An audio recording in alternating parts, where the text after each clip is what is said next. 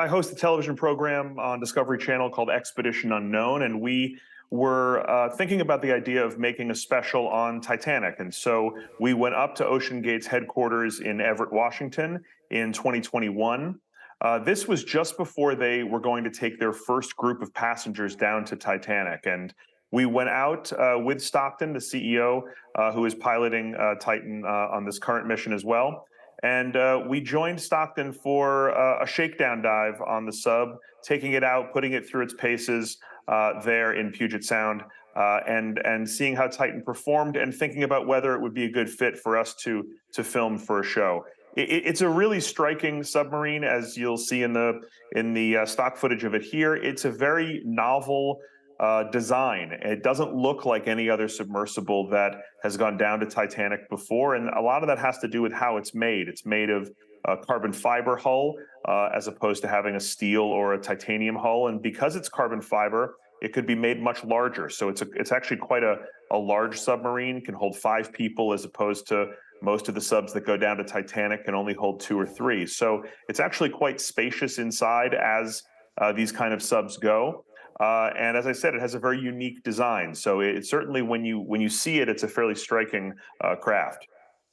Yeah, Josh, you use words like novel and unique when it comes to its design, and OceanGate itself, when you look at its website, talks about being at the forefront of innovation. In fact, it's so innovative, it's ahead of regulation. Regulation can't keep up with its innovation. But was it safe? Did you get the feeling that it was safe? Did you talk to those that operated it about the safety measures involved and the kind of risks involved? Tell us a bit about that. Yeah, look, this is one of the really challenging things about a vehicle like this, is that there is almost nothing to benchmark it against. There is no other vehicle like Titan anywhere in the world. It is a one-off.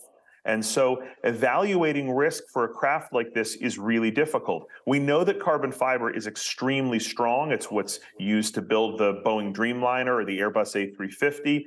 It is a miracle product in a lot of ways. It can be 10 times stronger than steel, but there are real questions about carbon fiber in terms of its fatigue. How does it perform at these kind of pressures and at this kind of a cold temperature after multiple cycles? It's something that's hard to evaluate. And so risk is a very difficult thing to evaluate when it comes to Titan. For us, on the dives that we did, I would say that some of the systems on board performed very well. Some of them didn't perform well at all. We had issues with thrusters. We had issues with computer control aboard. But of course, this was a test designed to kind of get Titan up and running for the voyages it was going to make a few months later. Those kind of things aren't uncommon on a test dive. Having said that, ultimately, I decided to back off of our project because I just couldn't get comfortable ultimately with the design of Titan, because there was so little data available about managing that risk and really what it looked like if this sub went up and down as many times as it was going to. Remind me how long ago that was, because OceanGate and the number of dives it's made since you were there on that sort of maiden shakedown dive, as you call it. It seems that safety wasn't a concern for those going on those trips, and there are waivers involved. Everybody's well aware from the risk that the mention of death, apparently on the first page of the waiver, is mentioned 3 times. This was in 2021. Yeah, this was in 2021 when we went and did this with OceanGate. That was at the beginning of its real maiden season of bringing passengers out there for the first time.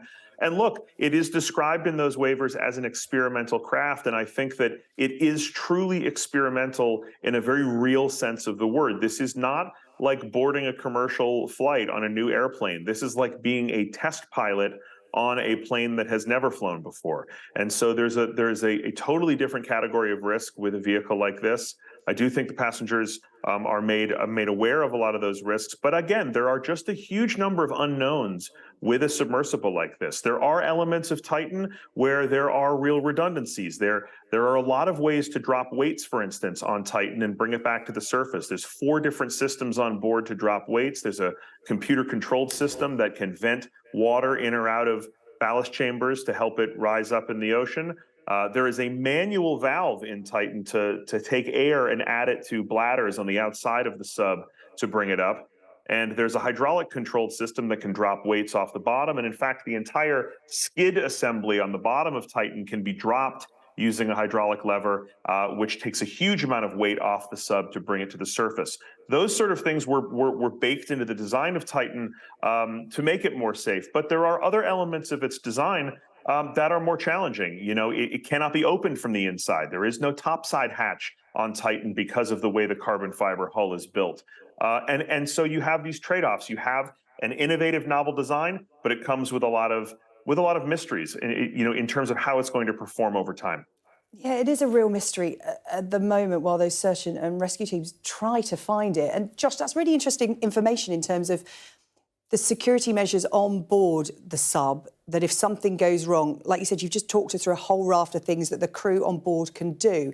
In light of that, what do you think has happened? What could have gone wrong in terms of, you know, it's not floated to the surface? What are the kind of things that could have gone awry down there?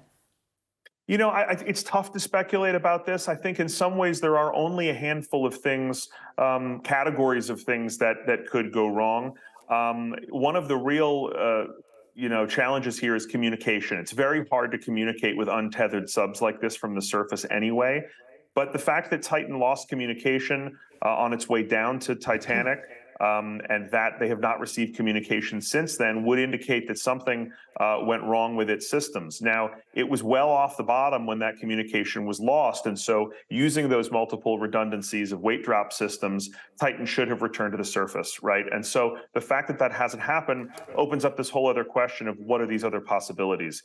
You know, look, certainly one of those possibilities is a hull failure. That kind of speaks to the carbon fiber design of Titan, and also a concern in all submersibles. Electrical fires, computer failure, things like that. I have to say, I think we're still in the time period here, though this time period is closing, where I think we should remain hopeful. We've got 5 people aboard this sub. We have a young man aboard this sub, and all of these new assets are now rushing out to the North Atlantic to aid in this search. And so I think that you know, we should remain hopeful here for a positive outcome for this, which is what everybody here wants, obviously. We're going to know more about that, I think, in the next day or so here. Josh, one of the big questions being asked by everyone that follows this story is why? Why do this? Given this incident, of course, we don't know the outcome of it yet. It's not looking good. But like you said, we cling on to hope. Do you think this is the end of this kind of expedition involving this kind of submersible? Who's going to want to get into one of these ever again? And again, it comes back to that question, why do you want to do this? You're someone that does this. Talk us through that. Right. Well, look, you know, this is a big question, and it's something that, especially on social media, people seem to be talking about a lot. I think there's actually been a lot of quite, you know, callous comments on social media I've been reading from people who just say, why should anybody ever attempt something like this?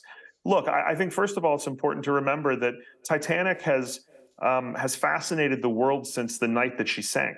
You know, there is an incredible allure to this shipwreck, and indeed to all shipwrecks, I think, because they are time capsules and they are transportative. They bring us to a moment in our own past. In the case of Titanic, to a gilded age in a lot of ways, and so they hold a real fascination for people, both.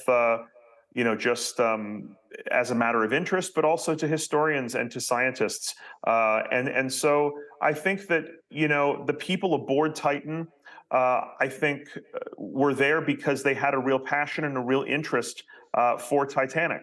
And as someone who manages risk for a living and who does a lot of risky things, look, it takes a lot of courage and a lot of determination to go on a voyage like this in a submarine down to these kind of depths. And so I think there should be a lot of admiration for the people aboard Titan, because I think this is something that speaks to their passion. You know, there are people who climb Everest, there are people who parachute. And many of us would say, why do those things? And those people would say, because it's something that speaks to them on a personal level, on a deep level. And so I think this is the case with Titanic. It is a difficult place to reach. It is an event that holds a huge place in our history.